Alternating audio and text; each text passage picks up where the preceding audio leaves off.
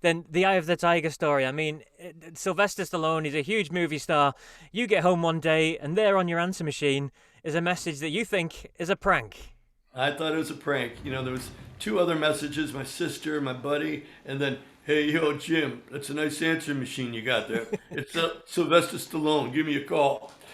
And I kept sorting the mail, and I said, that's a joke. It's got to be a joke. He must have a secretary. He must, have a manager, whatever. Yes. And my dear wife, Karen, says, who is that? I said, some joker pretending to be Stallone. She goes, you better listen again. We listened together. She says, give him a call right now.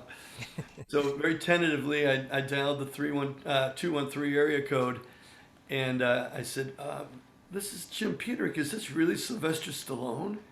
He goes, hey, Jimbo, call me Sly.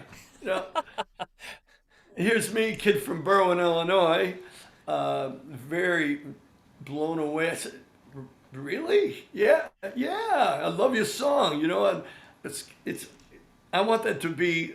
I want you to write me a song that's going to outlive you and me. By this time, I was comfortable. I said, no problem, Sly. That You know, easy. Yeah. and he, yeah, that's easy, like falling off a log. So he said, I don't want that Gonna Fly Now song. It's a great song, but I want something for the kids, something with a pulse. And man, I was just so excited. I'm going to send you a rough cut of a movie, and I want you to write a song that's going to outlive you and me. I said, no problem, Sly. So 2 days later, FedEx arrives, and a big Betamax Pro cassette arrives. It's like huge.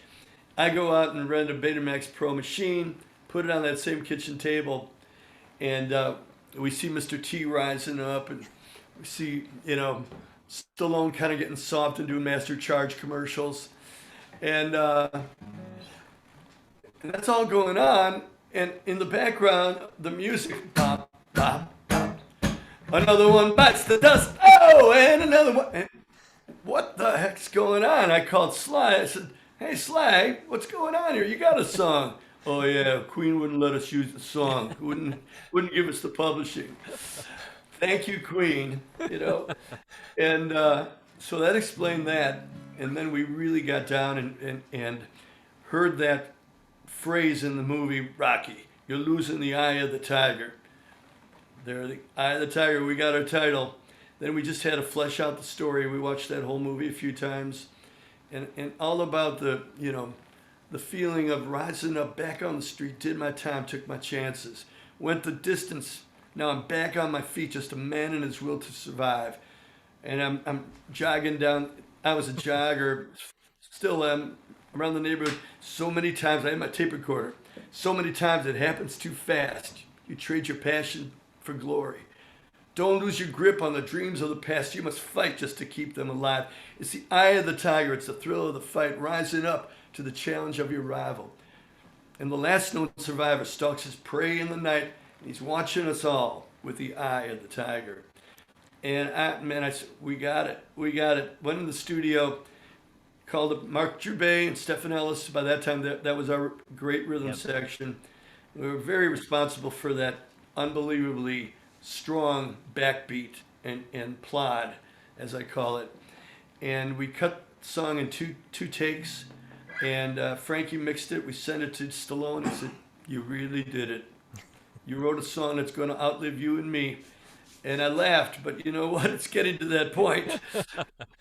And I just keep knocking on wood that I'm going to breathe, live another day, because I feel great and all that. But some songs like that are timeless, and we're very fortunate to have one of those.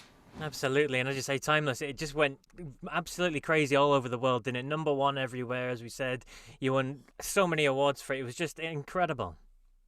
Yeah, it was really a trip. Our first tour was with REO Speedwagon.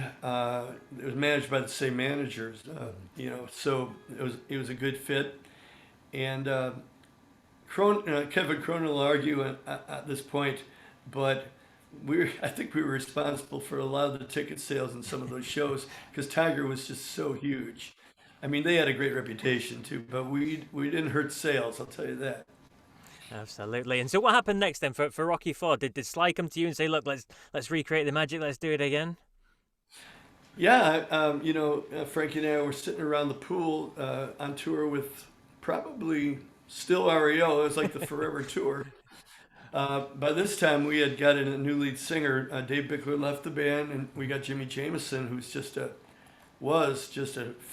amazing singer.